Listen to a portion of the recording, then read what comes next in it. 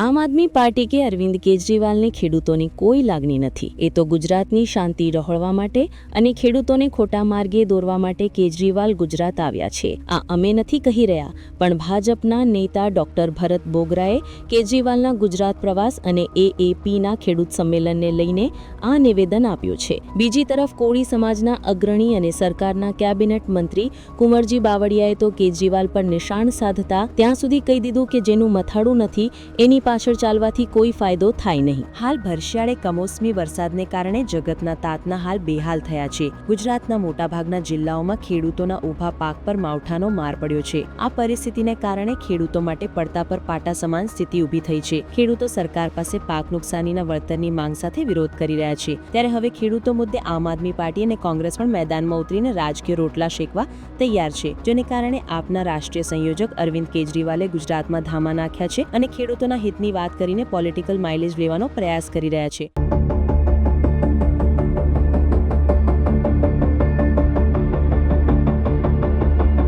किसानों के ऊपर अत्याचार हो रहा है, ये लाठीचार्ज किया जा रहा है, आंसू गैस के गोले छोड़े जा रहे हैं, झूठे केस किए जा रहे हैं, छोटे छोटे गरीब किसानों को पकड़ पकड़ के जेल में डाला जा रहा है। 307 जैसी खतरनाक धाराएं किसानों के ऊपर लगाई जा रही है। ये सरदार पटेल की धरती है और सरदार पटेल ने अपने जीवन में न जाने कितनी बार किसानों के लिए सत्याग्रह किया था। आज हम किसानों के साथ उस आंदोलन में शामिल होने के लिए जा रहे हैं, उनके आंदोलन में उनका साथ देने के लिए जा रहे हैं, उनको कहने के लिए जा रहे हैं कि हम आपके साथ खड़े हैं, अंतिम सांस तक हम आपके साथ खड़े हैं। और अब बीजेपी के उल्टी गिनती शुरू हो गई है। आज से 37 साल पहले कांग्रेस ने भी ये किया था, कांग्रेस ने भी किसानों के ऊपर अत्याचार किया था। तब से लेके आज तक किस कांग्रेस वापस नहीं आई है। अब बीजेपी की उल्टी गिनती शुरू हो गई है। ખાસ કરીને રાજ્યના બોટાદ અને સુરેન્દ્રનગર જિલ્લામાં ખેડૂતોની નારાજગીને ખાળવા માટે ભાજપ પણ પ્રયાસમાં લાગ્યું છે। એવામાં મુદ્દે સરકારના કેબિનેટ મંત્રી કુંવરજી બાવળિયાને પૂછવામાં આવ્યું કે અરવિંદ કેજરીવાલ ખેડૂતોનો મુદ્દે લઈને ગુજરાત આવ્યા છે, તો તમે શું કહેશો? કેજરીવાલના ગુજરાત આવવાથી ભાજપને કોઈ અસર થશે ખરા? ત્યારે કુંવરજીએ સમગ્ર મામલાની સાવ હળવાશમાં લઈને આપ અને અરવિંદ કેજરીવાલને બેઅસર ગણાવ્યા। અમારા સુરેન્દ્રનગર જિલ્લાના અને અમારા બોટાદના જે થોડા ઘણા જે ગેરમાર્ગે દોરાયા હતા અમારા સમાજના લોકો, એમને પણ ખ્યાલ આવ્યો કે જેનું મથાળું જ નથી તો તેની પાછળ ચાલવાથી કોઈ ફાયદો નથી। એટલે એમાં કોઈ આપવાળા કે કોઈ મિત્રો ત્યાં ફર્યા કરે એના કોઈ અસર ગુજરાતમાં અને ખાસ કરીને અમારા સમાજમાં થવાની નથી।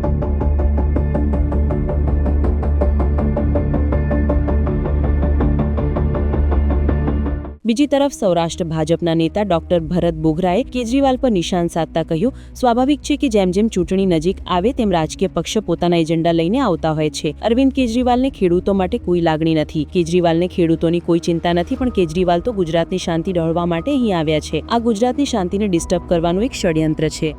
સ્વાભાવિક છે કે જેમ જેમ ચૂંટણી નજીક આવે તેમ રાજકીય પક્ષો પોતપોતાના એજન્ડા લઈને આવતા હોય છે, પરંતુ જે રીતે કેજરીવાલજી ગુજરાતમાં આવી રહ્યા છે, મારે આજે દુઃખ સાથે કહેવું છે કે કેજરીવાલજીને ખેડૂતો માટેની ચિંતા નથી, ગુજરાતના શાંતિ સલામતીને ડિસ્ટર્બ કરવા માટેની એક ષડયંત્ર છે। 10 વર્ષ પહેલાં દિલ્હીમાં પણ દિલ્હીની જનતાએ એમને ધુરા સોંપી હતી। 10 વર્ષમાં દિલ્હીની શું હાલ થયું એ પણ આપણે બધા જાણીએ છીએ। છેલ્લા 7 વર્ષથી પંજાબની અંદર પણ આમ આદમી પાર્ટીને શાસન સોંપ્યું, પંજાબના ખેડૂતોની શું સ્થિતિ છે એ પણ જોવા જેવી છે।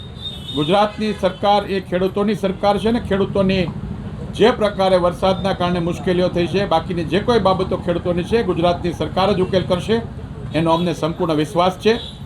મારી સૌ પોલિટિકલ કાર્યકર્તાઓને પણ વિનંતી છે કે મહેરબાની કરીને ખેડૂતોને ગુમરાહ કરવાના બદલે ખેડૂતોની વાસ્તવિક સ્થિતિની વચ્ચે રહીને ખેડૂતોને મદદ કરવાની જરૂર છે।